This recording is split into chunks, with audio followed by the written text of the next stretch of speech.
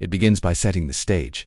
In recent weeks, a moment of profound significance unfolded at Burkina Faso's northern frontier. 57 trucks, en route across the border, were halted under orders of the transitional leadership, led by Captain Ibrahim Traoré. The move was both dramatic and symbolic, sending ripple effects through domestic politics, the regional economy, and the broader international community. What were these trucks carrying, and what did that cargo, literal and symbolic, reveal about the shifting dynamics of sovereignty, security, and strategic agency in one of West Africa's most crisis-ridden nations?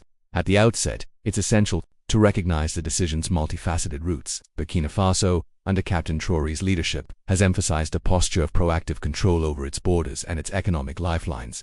In recent months, the country has pursued heightened vigilance over trafficking routes exploited by militant actors, smugglers, and informal networks which undermine state authority. The interception of these trucks thus served as both practical enforcement and symbolic assertion of state power in areas long contested by non-state actors and criminal syndicates. It was a demonstration that the state, rather than chaos, now frames the terms of transit at entry points. Yet one must look deeper. The trucks, laden with goods whose contents were initially undisclosed, spurred speculation across official and informal channels. Some framed them as lifelines of trade, others as instruments of outside influence or subversion. The leadership's opaque posture in the earliest hours only heightened those suspicions. Such ambiguity is a double-edged sword. It can protect intelligence interests, but it also invites distrust. Thus, the first challenge for the speaker is to walk a fine line between protecting operational discretion and meeting a public expectation for clarity. The absence of transparent explanation allows narrative space for both credible concern and cynical rumor, each of which must be managed carefully. The next layer of context emerges from the broader regional setting. Burkina Faso shares porous borders with Mali, Niger, and Côte d'Ivoire, regions where conflict dynamics, smuggling networks, and informal economies have flourished. Trucks crossing these frontiers might carry anything from subsidized food, staples, agricultural inputs, or household goods to fuel, construction materials, and humanitarian relief. Moreover, the risk that some loads include unregistered arms, dual-use components, or politically sensitive technology cannot be ruled out. Given that context, the leadership's intervention may reflect both an internal security imperative and a regional posture to interrupt illicit flows. By stopping those 57 trucks, Traoré's government signaled that sovereignty is not only declared, it is exercised. Turning to economic dimensions. The interdiction inevitably impacted traders and merchants, some of whom had paid in good faith to transport legal merchandise essential for daily life and business continuity. Delays at the border, especially of this magnitude, can reverberate through markets, price fluctuations, supply shortages, and lost income for small vendors. The socio-political calculus here is delicate. Assertive security must be matched by efficient, predictable systems of release. If the government can swiftly release cleared goods after thorough inspection, trust may build. If delays persist, frustration grows, and narratives of arbitrary obstruction may overshadow the intended security gains. The speaker must also address the challenge of enforcement capacity. Border customary control is not merely a matter of issuing orders, it demands trained personnel, checks and balances, detection tools, and coordination among customs, security services, and relevant civilian authorities. The decision to hold 57 trucks likely reflected operational readiness, deploying inspection teams, intelligence support, logistical holding capacity, and communication to stakeholders. That capacity, rarely showcased publicly, must be reaffirmed through consistent practice and transparency, and forms a key piece of the reform story within the leadership's own narrative. The act of stopping the trucks is emblematic of a broader state-building project. New leadership in Burkina Faso has cast national renewal in terms of restoring authority, reasserting sovereignty, and reorienting the state's relationship to its people and to external pressures. Each border checkpoint, each customs office, each enforcement decision becomes part of a mosaic illustrating a state that is present and purposeful. Traoré's actions must be understood, then, not as isolated but as deliberate steps in a reconstruction of legitimacy. It's a reassertion that law, not fear, shapes the space within which trade and transit occur. International reaction to mattered. Partners including regional bodies, bilateral donors, and multilateral institutions watch closely for signs that Burkina Faso's transitional governance is competent and credible. The international community will assess whether the seizures reveal a state capable of judicious enforcement, without undermining legal commerce or triggering humanitarian consequences. If handled well, this action could earn cautious commendation. It demonstrates functionality and concern for rule of law. If handled poorly, or if political optics overshadow substance, the criticism will be swift. Concerns about smuggling may appear as opportunistic crackdowns or instruments of political pressure. Next, we must contemplate the intelligence dimension. The choice to detain precisely 57 trucks suggests selectivity. guided by information, not chance. Such targeting may arise from tips, surveillance, or coordination with regional counterparts, and it signals that the state is actively gathering directional insight into smuggling patterns and supply networks. A speaker emphasizing this would highlight the need for further institutionalizing intelligence collaboration.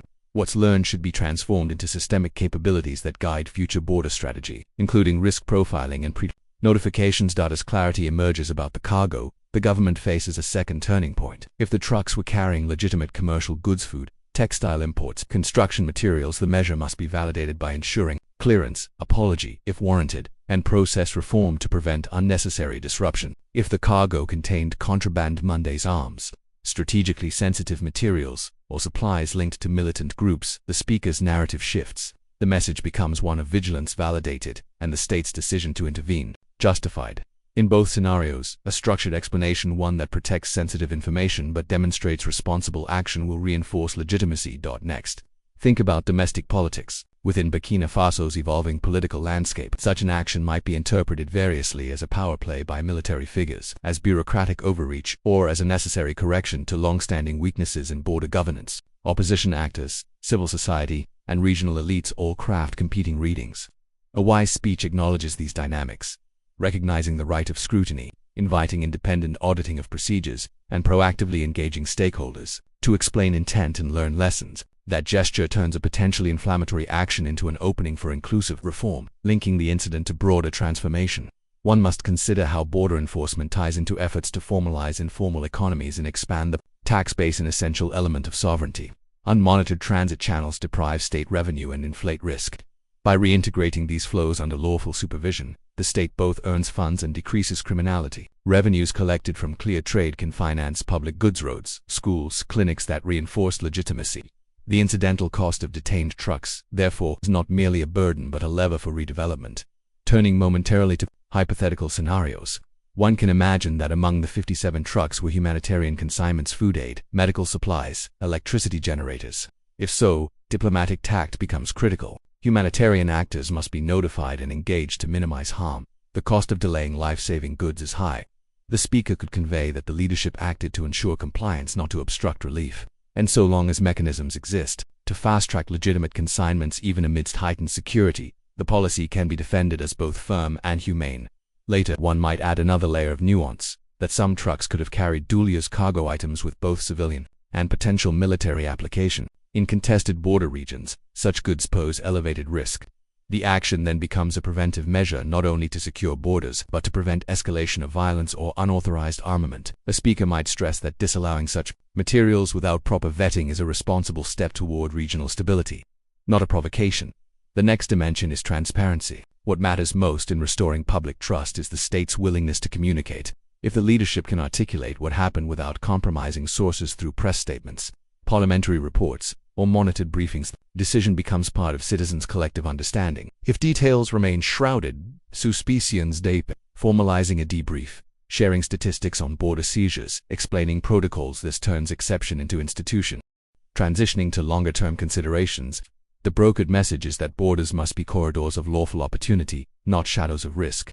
This moment of the 57 trucks is the inflection point. From porous boundaries to managed channels, the state must invest in capacity. Scanners, documentation systems, interoperable customs platforms, regional cooperation mechanisms. It must shift from crisis containment to sustained control. The 57 trucks are the first data point.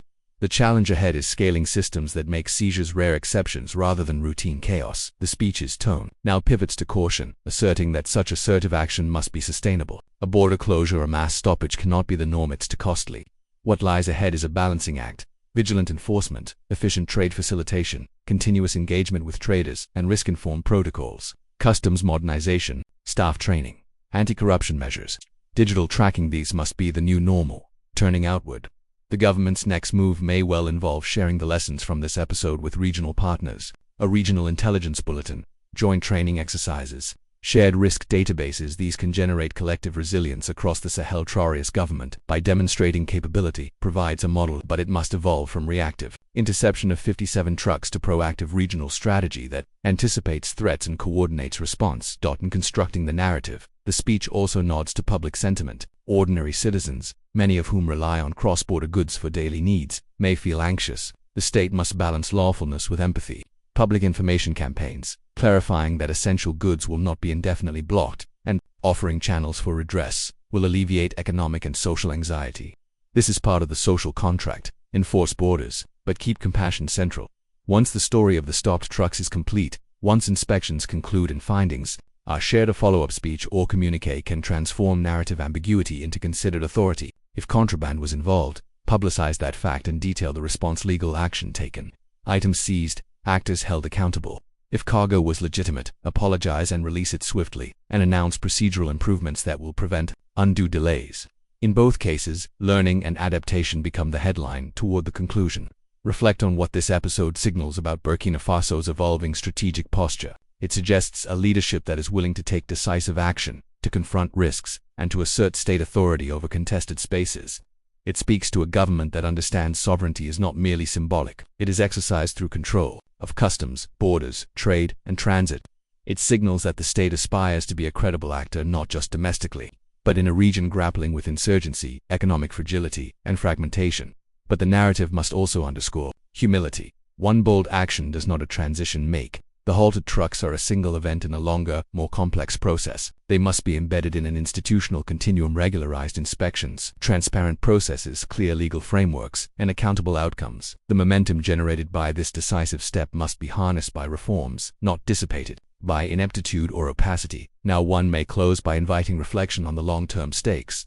The stabilization of Burkina Faso and its reintegration into a structured regional order depends on demonstrating not just force, but governance. The capacity to manage borders lawfully, to support trade, to secure communities, and to communicate openly about these efforts will shape how citizens, neighbors, and partners perceive the state. The 57 trucks are more than an incident. They are a test of intent and capability.